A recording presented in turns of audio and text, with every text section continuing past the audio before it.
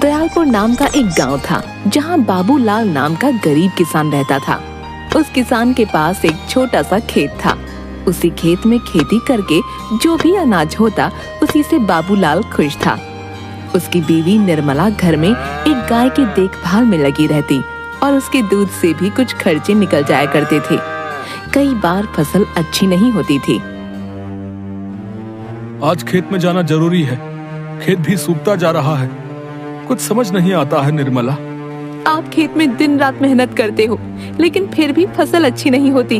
भगवान भी पता नहीं कब तक हमारी परीक्षा लेंगे। शुक्र है ये गाय है, नहीं तो अपने घर में खाने को कुछ नहीं होता। देखो जी, हम इसी दूध के व्यापार को बढ़ा लेते हैं जिससे कुछ तो पैसे आएंगे घर चलाने को। बोल तुम सही रही हो, मगर खेतों को भी नहीं छोड़ सकते हैं। कभी न कभी बारिश होगी जिससे खेतों में नमी आ जाएगी और फसल अच्छी होगी। क्या करें समझ नहीं आता। मैं इस गरीबी से तंग आ गई हूँ। अब माँ जी की दवाई के खर्चे भी मुश्किल से निकल पा रहे हैं। तुम फिक्र मत करो निर्मला, भगवान के घर देर है अंधेर नहीं। खेत में कुछ काम बाकी बचा है, मैं निपटा कर आता हूँ। तुम माँ और बच्चों का ध्यान रखना। अच्छा जी ठीक है। बाबूलाल घर से निकलकर सीधा खेतों की तरफ जा रहा था। रास्ते में महान पंडित मिले और उससे बोले, आज शुभ दिन आया है, तेरे समय ने तुझे बुलाया है। जिस घड़ी का तुझे इंतजार था वो तेरे निकट चला आया है। बाबूलाल को थोड़ा अजीब सा लगा। ये क्या बोल रहे हैं पंडित जी? मगर गांव में सबको पता है ये बहुत ही महान पंडित है। इनका कहा कभी खाली नहीं जाता है। प्रणाम पंडित जी, आज कहाँ को चल दिए और क्या बोलते हुए जा रहे हो? वैसे तो रोज चुपचाप चले जाते हो, आज गाना गा रहे हो? कि पंडित बाबूलाल को बस देखे ही जा रहा था और बस वही बोलता जा रहा था। आज शुभ दिन आया है, तेरे समय ने तुझे बुलाया है। जिस घड़ी का तुझे इंतजार था वो तेरे निकट चला आया है। अच्छा पंडित जी, चलता हूँ, खेतों में काम है। बुआई नहीं की तो अच्छी फसल नहीं आएगी।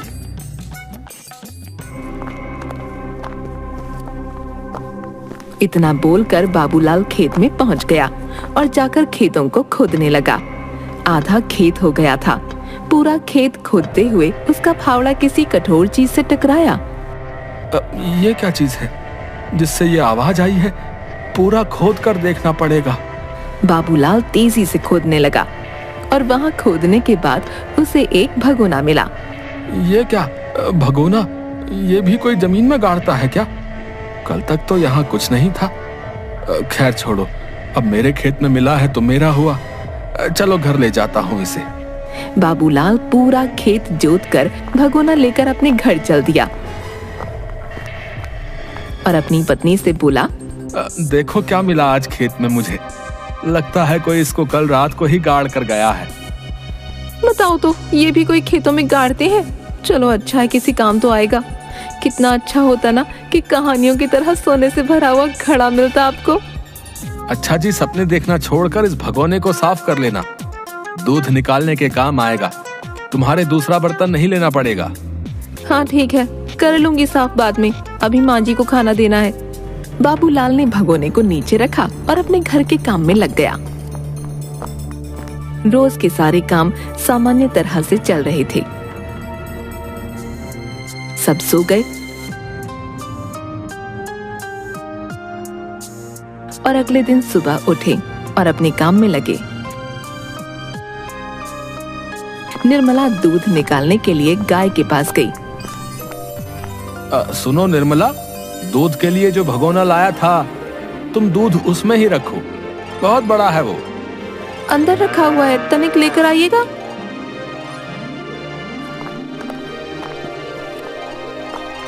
बाबूलाल ने भगोना लाकर निर्मला को दिया और निर्मला ने सारा दूध उसी में निकालकर डाला और जैसे वो भगोने को उठाने लगी, गाय ने उसे तेजी से लात मार दी और निर्मला वहीं गिर गई। हे राम, क्या हो गया? कोई है? रिंपू के पापा कहाँ गए? बाबूलाल दौड़ता हुआ आया और निर्मला से पूछने लगा, क्या हुआ? कैसे चोट लग गई और तुम गिरी कैसे? देखो ना, इस गाय ने आज मुझे लाठी मार दिया। मैंने पहले ही कहा था तुम निकाला करो दूध, ये मुझे पसंद नहीं करती है। ठीक है, आराम से उठो। बाबूलाल ने निर्मला को उठाया और आराम से खटिया पर बैठा दिया और भगोने को उठाकर रख दिया। अरे सुनो, इस दूध के भगोने को सही जगह रख दो, नहीं तो मेहनत खराब हो जाएगी। बाबूलाल ने सुना नहीं और गाय के पास काम करने लगा और गाना गाकर गाय को सुनाने लगा, क्योंकि उसकी गाय उसका गाना बहुत अच्छे से सुनती थी। दयालपुर का वासी हूँ, बाबूलाल है नाम, सीधी साधी बोली मारी, सीधा सा है काम। दयालपुर का वासी हूँ, बाबूलाल है नाम, सीधी साधी बोली मारी, सीधा सा है काम। तुम्हारा गाना ही सुन सुन कर बिगड़ी है ये, मुझे तो जरा भी पसंद नहीं करती। बाबूलाल कुछ सुन ही नहीं रहा था और भगोने को बच्चों ने खेलते हुए गिरा दिया और सारा दूध गिरने लगा। अरे देखो, ये क्या किया बच्चों ने तुम्हारे, देखो जरा। रिंपू शिप्पू, ठहरो, तुम दोनों का भी बताती हूँ मैं। अरे क्या किया तुम शैतानों ने? है दूध का भगोना गिरा दिया। रुको, बताता हूँ तुमको, ये रोज का हो गया है तुम लोगों का। अरे उनको छोड़ो, उधर देखो क्या हो रहा है भगोने में। दोनों भगोने की तरफ ध्यान से देखने लगे। उसमें से दूध खत्म होने का नाम ही नहीं ले रहा था और पूरे घर आंगन में और गाय के नीचे तक बस दूध ही दूध फैलता जा रहा था। सुनो जी, ये क्या हो रहा है? इतना दूध कहाँ से आ रहा है? मैं भी यही देख रहा हूँ, ये क्या अजीब सा देखने को मिल रहा है। ये किसी जादू से कम नहीं है निर्मला। बाबूलाल ने पूरा हाथ उस भगोने में डालकर देखा, मगर अंदर ऐसा कुछ नहीं था जिससे कि दूध के आने का पता चलता। अंदर तो कुछ ऐसा नहीं है, फिर ये दूध कहाँ से आ रहा है? निर्मला खुशी से फूली नहीं समा रही थी, क्योंकि उसको लग गया था कि ये कोई मामूली भगोना नहीं, जादुई है। सुनो, हम तो अमीर हो गए आज इसको पाकर। अरे तू पागल हो गई है क्या? पहले जो दिख रहा है उसको संभालने दे, फिर अपनी बात बताना। बाबूलाल ने धीरे धीरे घर के सारे बर्तन भर दिए, मगर फिर भी दूध खत्म नहीं हुआ। फिर उसने गुस्से में भगोने को उल्टा पटक दिया तो दूध बहना बंद हो गया।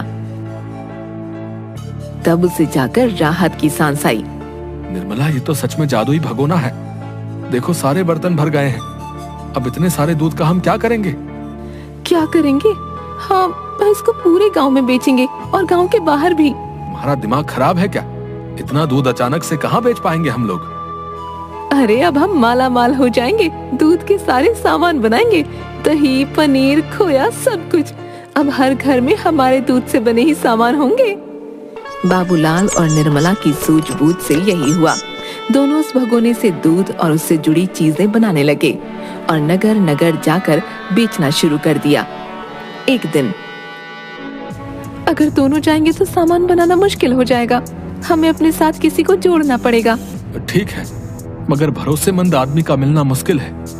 मैं किसी को बुलाती हूँ, मगर बड़ा सावधान रहना पड़ेगा, उसके सामने भगोने का राज न खुले। गांव के कुछ लोगों को भी उसने अपने साथ रख लिया और अपना व्यापार बढ़ा लिया और देखते ही देखते उनके पास अपना खुद का घर और नौकर चाकर भी हो गए। वहीं दूसरी तरफ उसका बड़ा भाई रहता था, जो पहले से ही अमीर था। अपने भाई को बढ़ता देख उसे जलन होने लगी। देखो, कहाँ इनको रोटी तक नहीं मिलती थी, आज ये मेरे से ऊपर उठ रहा है। सही कहा जीजा जी, ये गरीब भिखारी लगता था, लेकिन अब तो ठाट बाट देखो, आपके सामने है सब कुछ। पता करो फिर, किस बात का इंतजार है? आखिर ये ऐसा क्या कर रहा है? आप चिंता मत कीजिए, मैं इसका पता लगा लूंगा। आखिर माजरा क्या है? लगाना ही पड़ेगा। तुमको फोकट का नहीं पालता हूं मैं। तुम मेरी बीवी के भाई ना होते तो रास्ते में कहीं भिखारी ही होते। रमेश ऐसा सुनकर घर से बाहर आ गया और अपने दो दोस्तों के साथ। यार, ये जीजा है ना, जब देखो कुछ ना कुछ बोलता ही रहता है। मुझे पहले तो उसका कुछ करना पड़ेगा। देखो, एक काम करते हैं, तेरे जीजा को ही गायब करवा देते हैं। नहीं यार, दीदी को पता लगा तो हर पेड़ पर बंदर बनकर घूमने को बोलेगी। तो एक काम करते हैं यार, प्रधान जी का कुत्ता छोड़ देते हैं। सुना है बहुत भागता है वो। थक कर अपने आप कुछ दिन के लिए बिस्तर पकड़ लेंगे। नहीं यार, वो भी सही नहीं है। अगर गलती से काट लिया तो रोज उठते बैठते जीजा जी मुझे काटेंगे कुत्ता बनकर। ये भी सही नहीं है। अभी जीजा जी ने उनके भाई बाबूलाल के घर क्या चल रहा है उसका पता लगाना है, लेकिन कैसे? अरे मैं बताता हूँ। गांव में 2 चोर आए हैं, दोनों चोरी करने में खूब माहिर हैं। उनको बाबूलाल के घर भेज देते हैं कि पता करो माजरा क्या है और लगे हाथ चोरी भी कर लाओ। हाँ, ये सही रहेगा। तुम उनको बाबूलाल के घर भेजो और सब कुछ समझा देना कि चोरी का माल सरदार के घर चाहिए। दोनों चोर छुपते हुए बाबूलाल के घर जा पहुंचे और खिड़की से झांक कर देखते हुए। उस समय बाबूलाल और निर्मला भगोने से दूध बढ़ा रहे थे। ये सब देखते ही चोर, उड़ी बाबा, ये देखो, कोई जादू चल रहा है क्या? ये दूध कहाँ से आ रहा है? अरे बुड़बक, यही है जादुई भगोना जिसकी वजह से बाबूलाल सेठ बन गया है, समझा? इसी पे हाथ साफ करने का आप उनको आज। दोनों रात में बाबूलाल के घर गए और दीवार से कूद लगाकर अंदर आए। उड़ी बाबा, तुम इंतजार करो, जब ये इस कमरे से बाहर जाएगा। हाँ ठीक है बिड़ू। दोनों चोर कुछ देर इंतजार करने लगे। उसके बाद बाबूलाल और निर्मला वहां से बाहर निकले। उड़ी बाबा, यही सही समय है, उठा ले भगोने को और सरदार के घर चलते हैं। खुश होकर सरदार इनाम देगा। मैं तो कहता हूँ इस भगोने को लेकर भाग लेते हैं भाई, माला माल हो जाएंगे क्या? उड़ी बाबा, अरे भाई, सरदार की मार भूल गया क्या?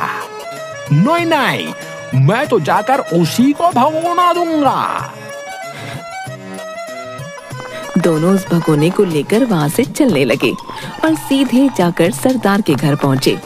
सरदार और रमेश भगोने को देखते रहे और सोचने लगे कि वाह साले साहब, कमाल कर दिया। तो इस भगोने की वजह से बाबूलाल इतना अमीर हुआ है, लेकिन इसका इस्तेमाल कैसे करना है? कुछ गड़बड़ तो नहीं होगी? अरे जीजा जी, डालो कुछ भी इसमें, बस बहुत सारा हो जाएगा जो भी डालोगे। मैं इसमें अपनी चिलम डाल दूं क्या? अरे नहीं जीजा जी, इतनी चिलमों का क्या करोगे? कुछ ऐसा डालो जिससे बहुत सा धन मिले। दोनों ने काफी देर तक यही सोचा। ऐसा क्या है जिसे डालकर वो 4 गुनी हो जाए? और अगर कोई कीमती चीज डाल दी और वो वापस नहीं आई तो? भाई साहब, मैं ऐसा जोखिम नहीं लेता हूँ। फिर उनमें से दूसरे वाले चोर को एक आइडिया आया। अरे छोड़ो, तुमको तो कुछ समझ में ही नहीं आ रहे लाए। मैं इसमें अपनी ये चुराई हुई अंगूठी डाल के देखता हूँ भाई। उड़ी बाबा, अरे रुको, ऐसा नहीं कर सकते। हमको कुछ पता नहीं है इसके बारे में, हमको कुछ गड़बड़ नहीं करना है, कुछ नहीं, समझा तुम? मगर दूसरे चोर ने बोलते बोलते अपनी अंगूठी भगोने में डाल दी। तुम कभी मेरी बात नहीं सुनते हो, हमेशा गड़बड़ करते हो। अरे कभी तो सुन लिया करो। अरे तुम चिल्लाना छोड़ो, ये देखो भगोने में क्या हो रहा है। ये क्या, इतनी सारी अंगूठियां कहाँ से आ रही हैं? अरे ये क्या हो गया, इतनी सारी अंगूठी? सब लोग उस भगोने का जादू देख चकित रह गए, क्योंकि वो भगोने का जादू एक बार चलने पर बंद ही नहीं होता था। दूसरा चोर घबराता हुआ बोला, यार सच बताओ, तो ये सोने का नहीं है, मुझे कहीं मिली थी, मैंने तो बस इसे ही डाल दिया। अरे मैं इस कमरे में फंस गया हूँ, अंगूठियों को रोको, मुझे बचाओ, इस भगोने के जादू को रोको, बचाओ। देखते ही देखती अंगूठी पूरे घर में भर गई। वो दोनों चोर और सरदार उसी के नीचे दब गए और निकल नहीं पाए। मगर रमेश ये जादू देखते ही घर से निकल गया था। अपने लालच के चलते ही इनके साथ इस भगोने ने उनको अच्छा सबक सिखा दिया।